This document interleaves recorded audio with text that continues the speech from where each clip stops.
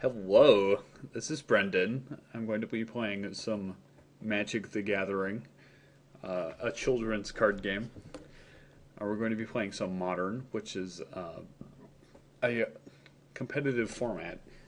It's every set between 8th edition and up through the present day. So it doesn't include Scourge or Odyssey or Urza or anything before those days. I'm just going to play a fast deck so we can get the basics. Let's see. I'm going to play Christmas Goblins. Oops.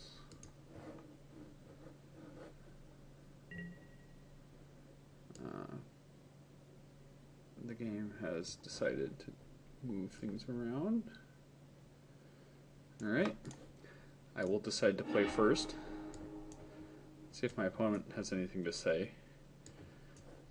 Alright, I will keep these cards. I'm going to close the chat window actually, so we can see all the glorious cards going on here. Alright, so this is a good hand.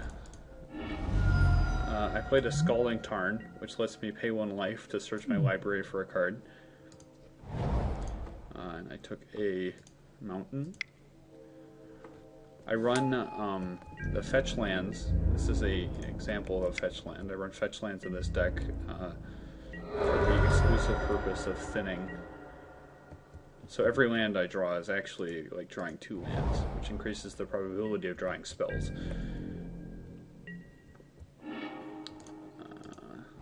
Play the next Scalding Tarn, which I'm playing for the same reason that I played the first one.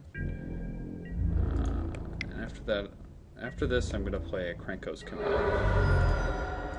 to generate 2 1/1 Goblin creature tokens. We're playing against the Onion of news fame. It's a news article guy. Delver of Secrets. Delver of Secrets is just fine. Cavern of Souls. Cavern of Souls does nothing right now. I have 3 dudes to attack with, so let's do that. So Legion Loyalist, whenever it and 2 other creatures attack, they gain first strike, trample, and can't be blocked by creature tokens. I'm going to play the Cavern of Souls and name Goblin. This lets me cast creatures without them being able to be countered. I think I'm going to Lava Spike my opponent's face. And I'll probably Burst Lightning his face next turn. So my opponent's Delver of Secrets does not flip, which means that he did not draw an instant or sorcery this turn, most likely. Or perhaps it is an instant or sorcery that he intends to hide from me. The Delver is attacking, which is ambitious to say the least.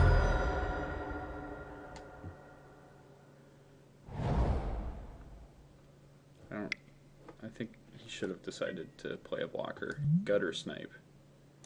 Okay. Our opponent is nearly just dead. Let's think for a second. So if I put the Burst Lightning on his face, he goes to 10, hit him for 8. Grenade plus Lightning puts him to 1 life. Which is not quite good enough.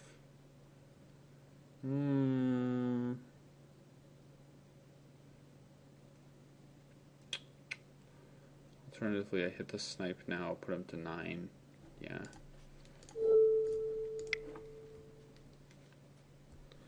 Okay, so I'm just clearing the way for my attackers. I could have pointed that at his face and done an extra point of damage. Ooh, this is an excellent draw.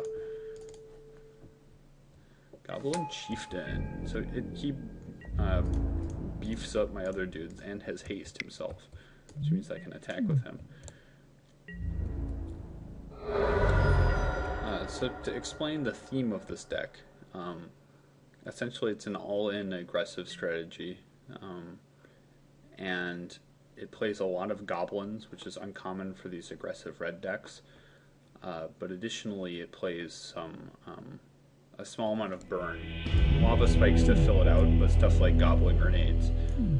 So once they've deployed some blockers, you can just sack your then worthless creatures and point them at their face. My opponent conceded, which makes sense because I was winning.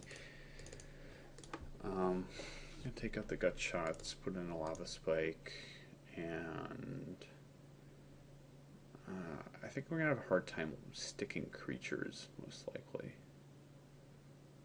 So I'll put in a pillar of flame. Mutagenic growth is it's good because it's a free way of dealing 2 damage to the opponent. All right, we're ready for round 2. The onion is deciding whether or not to play first. This hand is absolutely keepable. Delver of Secrets. A-okay with that. And I drew the perfect card, Goblin Guide. Goblin Guide is a 2-power, 2-toughness creature with haste for 1 mana. Oh man. So my opponent drew Lightning Bolt, which I'm hoping means that he'll try to do it after I attack with it, which will let me Mutagenic Growth it and blow him out because it will just absorb his card. Of course, he didn't even play a mountain, so he can't even cast it, which means I should hold the Mutagenic Growth for when he does play a red source. Play a Tarn here. Play a mountain. What's first? I think I go Loyalist. So he might have a counterspell here, like a mana leak. And I played around it by playing the crappier creature first, and then following it with the stronger creature. You might draw some lands on this, but I don't really care. Mana leak is no problem whatsoever. Alright, so we know our opponent has a mana leak. We know they have a lightning bolt.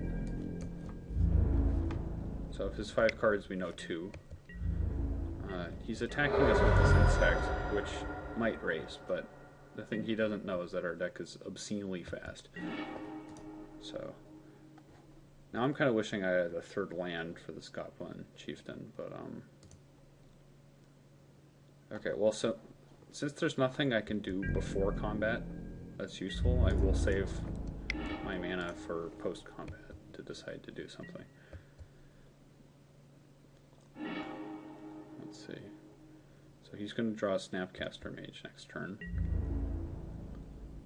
I'm dealing him 4 damage now.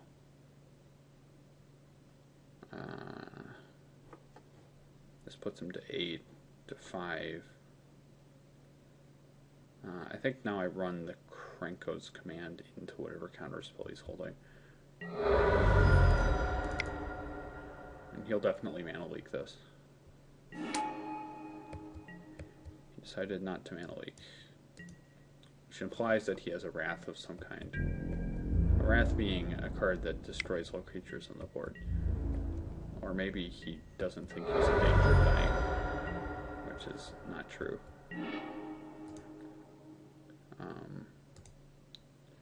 Well, I attack him for 6 now, and if he attempts to block with a Snapcaster Mage, I still hit him for 6 with the Mutagenic Growth. I think I have him dead to rights here. Alright, attack with 4 dudes. It reveals a Steam Vents, so he's drawing his 3rd land this turn. Let's see, he plays a Snapcaster Mage as a blocker, correct. Gives Mana Leak Flashback. The 2nd Goblin Guide ability goes on the stack, and the next card is Remand. This is all just academic now, because I've already won.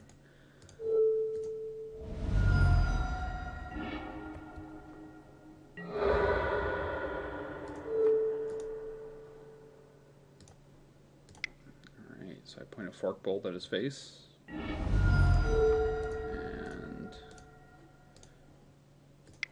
point a second Fork Bolt at his face. That's it. So, there you have it. a victory for goblins. Thank you. This is Brendan signing off.